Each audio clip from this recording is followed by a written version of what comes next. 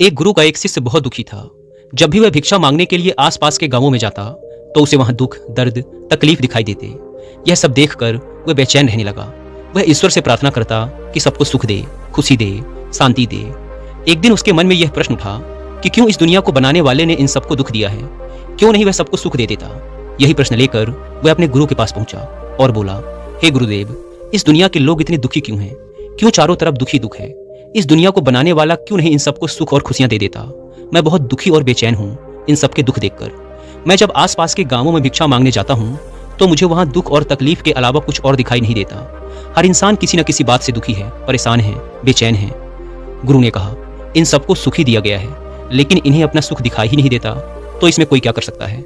शिष्य ने कहा, गुरुदेव, अगर सुख होगा तो सुख दिखाई देगा, और अगर दुख होगा तो दुख दिखाई देगा। लोग इतने ना समझ तो नहीं कि सुख होने के बाद भी दुखी होने का प्रयास करेंगे। भला सुख दुख कैसे बन सकता है? दुख होगा तभी तो लोग दुखी और परेशान हैं। यह सुन गुरु ने एक हल्की सी मुस्कान दी और कहा, मैं जानता हूँ कि तुम एक बहुत अच्छे मूर्तिकार हो। तुम एक काम करो, इन लोगों की खुशी के लिए, इन लोगों के सुख के लिए एक ऐसी मूर्ति बनाओ जिसे देखकर यह सब अपना दुख भूल जाएं, चाहे थोड़े समय के लिए ही सही। शिष्य ने कहा, ठीक है गुरुदेव, मैं एक ऐसी मूर्ति बनाऊंगा जिसे अगर कोई देखे तो वह अपने दुख और दर्द भूलकर खुश हो जाए। शिष्य ने 3 महीने तक उस मूर्ति पर काम किया। वह दिन रात पूरी लगन से उस मूर्ति को तराशता रहा। 3 महीने बाद जब उसकी मूर्ति पूरी तरह से बनकर तैयार हो गई तो वह गुरु के पास आया और बोला, हे गुरुदेव, आपके कहे अनुसार मैंने वह मूर्ति बना ली है। जो भी इंसान उस मूर्ति को देखेगा अपने दुख और दर्द भूलकर खुश हो जाएगा। आप मेरे साथ चलें और उस मूर्ति को देखकर बताएं क्या मैंने सही काम किया है। गुरु शिष्य के साथ उस मूर्ति के पास पहुंचे। मूर्ति सचमुच बहुत सुंदर थी, अद्भुत थी। शिष्य ने एक सुंदर लड़की की मूर्ति बनाई थी जो दिव्य दिख रही थी, देवी दिख रही थी। उसकी मुस्कान ऐसी थी कि कोई भी उसमें खो जाता और अपने दुख दर्द भूलकर प्रसन्न हो जाता। गुरु ने कहा, बहुत खूब, बहुत अद्भुत मूर्ति बनाई है तुमने। अवश्य ही यह लोगों को उनके दुख से बाहर निकालने में उनकी मदद करेगी। परंतु मैं चाहता हूं कि तुम इस मूर्ति के चेहरे पर कहीं पर भी एक ऐसा निशान बनाओ जो दिखाई ना दे। शिष्य ने पूछा, लेकिन क्यों गुरुदेव? गुरु ने कहा, यह मैं तुम्हें बाद में बताऊंगा। शिष्य ने उस मूर्ति की आंख के ऊपर भौहों में एक छोटा सा निशान बना दिया जो दिखाई भी नहीं दे रहा था। गुरु ने कहा, बहुत अच्छे, अब इस मूर्ति को गांव के बाहर वाली सड़क पर रख देते हैं। उस मूर्ति को गांव के बाहर वाली सड़क के किनारे रख दिया गया और गुरु शिष्य कुछ दूरी पर जाकर खड़े हो गए। गांव वाले उस रास्ते से बाहर आने लगे।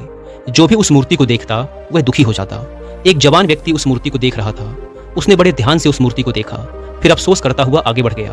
रास्ते में गुरु और शिष्य ने उसे रोका। गुरु ने कहा, तुम बड़े दुखी दिखाई पड़ रहे हो, क्या हुआ? व्यक्ति ने कहा, वहां एक मूर्ति रखी है, बड़ी सुंदर मूर्ति है, ऐसी कि देखो तो देखते ही रह जाओ, पर अफसोस उसमें एक कमी है। मूर्तिकार ठीक नहीं था, उसने मूर्ति की आंख के ऊपर एक निशान छोड़ दिया है, इसीलिए मैं बहुत दुखी हूँ। काश अगर वह निशान नहीं होता तो मूर्ति कितनी सुंदर होती। शिष्य ने कहा, पर वह निशान तो दिखाई भी नहीं दे रहा, तुमने कैसे देख लिया? व्यक्ति ने कहा, क्या बात करते हो, मेरी तो पहली नजर ही उस निशान पर पड़ी थी। यह कहकर वह व्यक्ति वहां से चला गया। एक दूसरा व्यक्ति उस मूर्ति को देख रहा था, वह भी दुखी होता हुआ आगे बढ़ गया। गुरु और शिष्य ने उस व्यक्ति को भी रोका और उससे पूछा, क्या हुआ, तुम इतने दुखी क्यों लग रहे हो?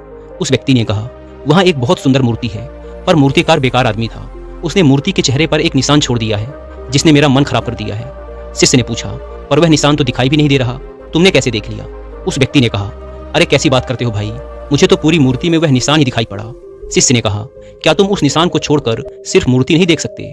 क्या हुआ अगर उसमें एक छोटा सा निशान है, शेष मूर्ति तो अच्छी है ना? व्यक्ति ने कहा, हाँ, मूर्ति तो अद्भुत है, दिव्य है, लेकिन अगर उसमें वह निशान नहीं होता तो बस इसीलिए मैं दुखी हूँ। धीरे धीरे सभी गांव वालों ने वह मूर्ति देखी और सभी दुखी हो गए। शाम होने पर आखिर में राजा भी अपने रथ में सवार होकर वहां से निकला। उस मूर्ति को देखकर वह अचंभित था कि इतनी अद्भुत मूर्ति रास्ते पर क्यों खड़ी है, इसी तो उसके महल में होना चाहिए था। लेकिन थोड़ी देर में वह भी दुखी हो गया और उस मूर्ति को छोड़कर आगे बढ़ गया। गुरु और शिष्य ने उस राजा को रोका। गुरु ने राजा से पूछा, हे राजन, आप दुखी क्यों हैं? क्या मूर्ति सुंदर नहीं है? राजा ने कहा, मूर्ति तो दिव्य है, पर एक वह निशान जो मूर्ति की आंख के ऊपर है वह सही नहीं है। मूर्तिकार ने गलती कर दी, इसीलिए मैं दुखी हूँ। काश अगर वह एक निशान नहीं होता तो यह मूर्ति मेरे राज दरबार की शोभा बढ़ा रही होती। यह कहकर राजा भी वहां से चला गया। गुरु और शिष्य दोनों मूर्ति के पास पहुंचे। शिष्य ने बड़े ध्यान से मूर्ति को देखा। मूर्ति बहुत सुंदर थी, उसमें कोई कमी नहीं थी और ना ही वह निशान दिखाई दे रहा था। शिष्य बड़ा अचंभित था। उसने गुरु से कहा, गुरुदेव, मूर्ति में तो कोई कमी नहीं है, पूरी मूर्ति अद्भुत है और दिव्य स्वरूप है। एक छोटा सा निशान ही तो है, और वो भी ऐसा कि दूर से देखो तो दिखाई भी ना दे, बहुत पास आकर देखोगे तब भी बहुत ध्यान देने पर ही दिखता है। फिर यह सारे लोग उस एक छोटे से निशान के पीछे ही क्यों पड़े हैं? इन्हें बाकी की इतनी सुंदर मूर्ति क्यों नहीं दिख रही? गुरु ने उत्तर देते हुए कहा, तुम पूछ रहे थे ना कि दुनिया बनाने वाले ने दुख क्यों दिया। उसने दुख नहीं दिया, उसने तो इन्हें सुख देने की सारी व्यवस्था की थी। पर यह सब पूरी मूर्ति नहीं देखते, यह कमी देखते हैं, यह पूरा सुख नहीं देखते, उसमें एक छोटा सा दुख ढूंढने में लगे रहते हैं। जैसे तुम्हारी मूर्ति में इन्होंने सुख की जगह दुख ढूंढ लिया, अर्थात मूर्ति की दिव्यता देखकर खुश होने की बजाय एक छोटी सी कमी देखकर दुखी हो गए।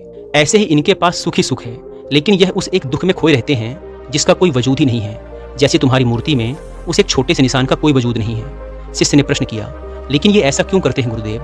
गुरु ने कहा, बेचैन मन के कारण। यहाँ सब बेचैन हैं। ये कभी भी पूरी मूर्ति देखते ही नहीं, ये कभी भी अपना पूरा सुख देखते ही नहीं। ये देखते हैं एक छोटी सी कमी, ये सुख के बीच दुख देखते हैं। ये पूरी दुनिया विराट सुख को छोड़कर छोटे छोटे दुखों को पकड़कर बैठी रहती है। वही उनकी जिंदगी है और वही उनकी दुनिया है। अगर ये ध्यान से देखें तो बनाने वाले ने हर चीज इनके सुख के लिए ही बनाई है। ये नदियाँ, ये पहाड़, ये हरी भरी प्रकृति, स्वादिष्ट फल और भोजन, रिश्ते नाते, धन संपदा, हर एक चीज इनके सुख के लिए ही बनाई गई है। लेकिन ये हर चीज में अपने लिए दुख ढूंढ ही लेते हैं और दुखी होते रहते हैं।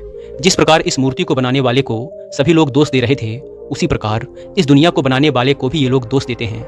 जबकि इसमें गलती किसकी है, मूर्तिकार की या मूर्ति को देखने वाले की? शिष्य ने कहा, गुरुदेव, इन्हें सुख मिले, क्या कोई ऐसी व्यवस्था नहीं हो सकती?